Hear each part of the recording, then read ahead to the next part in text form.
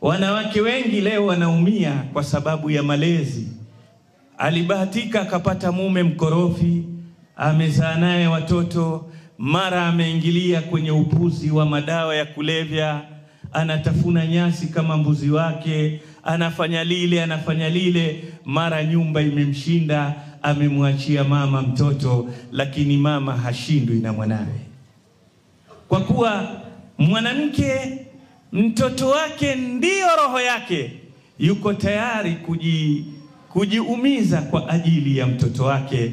Na hili ni moja katika mambo ambayo yatawafanya wanawake wapate ajiri kubwa, ni kule kwamba kuumia na kupata makero kwa sababu ya kulea watoto wao. Kwa sababu inna Allaha la yudhi'u ajra almuhsinin, ule wema mnaofanya kwa ajili ya watoto wenu haupotei bure. Utalipa ajiri kubwa kama utaishi kwa kumlea vizuri mtoto wako, kwa sababu Allah anajua ile juhudi ya mama na huruma yake kwa mtoto. Jukumu la kulea kama lilikuwa ni jukumu muhimu wakati huo, ulimwengu uliokuwa salama, basi kwa sasa hatari zilizoko, kina mama lazima tujikaze, tujitoe, tujitume vizuri katika kuwalea malezi bora watoto wetu. Na hakuna malezi bora ila malezi ya Uislamu. Tarbiyatan islamiyatan salima, malezi haya ya Kiislamu yakipatikana, ndiyo tumewalinda na hatari zote. Kwa hivyo kama mama, hamu yako ya kwanza iwe ni kumlea mwanayo. Leo ulimwengu kuona watoto ambao wako salama ni wa Kiislamu kwa ajili ya malezi, wameweza kuleta fikra hizi. Hata mama zetu leo wameanza kupunguza hamu ya kulea. Ana hamu ya sako na vikoba, mwazitaje zile merry go round, si ndio? Mama mmoja uko kwenye vikundi 10, huyu atalea kweli? Mahisabu kila mara, hana hisabu tena za kumtambua mwanawe. Ukina mama zamani ilikuwa mtoto wake akiingia, akimwangalia anamjua huyu ana furaha. Mumewe akiingia, akimtazama ajua huyu ana huzuni. Muangalie Khadija bintu Khuwailid, mke wa Mtume Muhammad sallallahu alaihi wasallam. Alipokuja Mtume sallallahu alaihi wasallam na uoga na hofu kwa kumwona Jibrili kwa sura yake mara ya kwanza, Khadija alimtambua huyu yuko kwenye hali ya dhiki, nimpe maneno tamu. Mtume sallallahu alaihi wasallam asema, zammiluni zammiluni, dathiruni dathiruni, nifunikeni, fa inni khashitu ala nafsi, najiogopea nimepata tatizo, labda nimepagawa na majini, labda nini, kiumbe nilichokiona sio kawaida. Khadija alimwambia maneno, kalla ya Muhammad, la yukhzika Allahu abada. Na hapa ewe Muhammad, Allah hatokutelekeza wewe.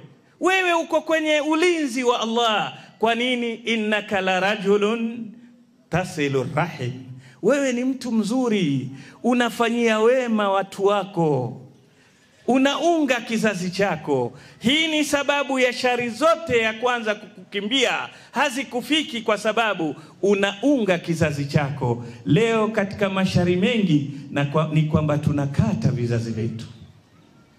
Kwa hivyo mwanamke ajue jukumu la kwanza lake si kutafuta hela, hapana.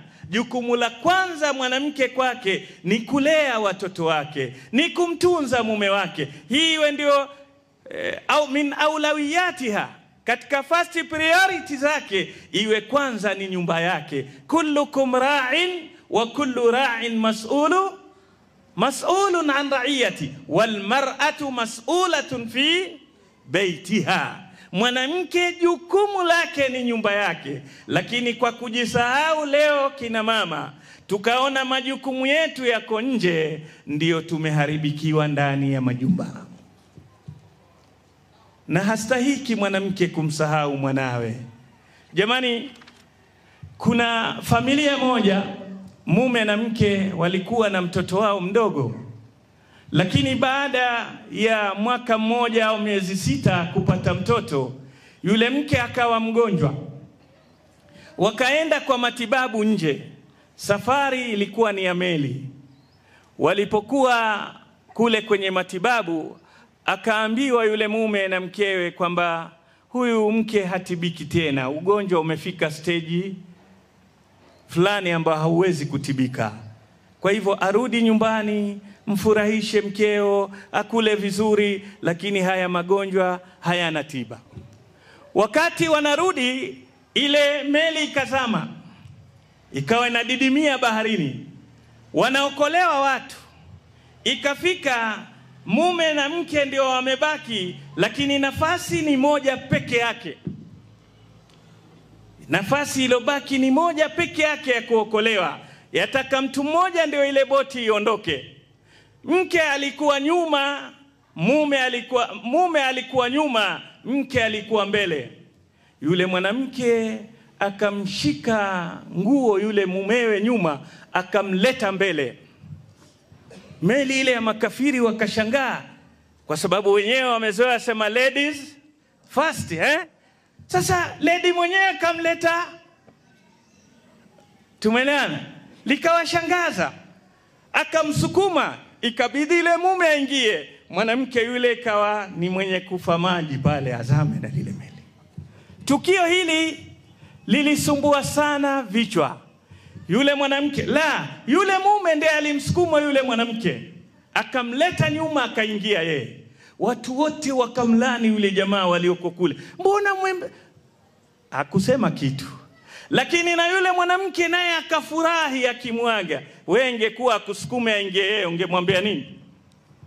Laana, I hate you, Lakini huyu mwanamke akamwambia neno zuri, rafaqatka salama, Allah kufikishe kwa amani. Lakini neno la pili wafikiri alimwambia nini? Akamwambia mtunze vizuri mtoto wangu. Angalia, hakusikia dhiki kwamba yeye yuwafa, akafurahia mumewe aende kwa sababu aweze kwenda kumlea nani?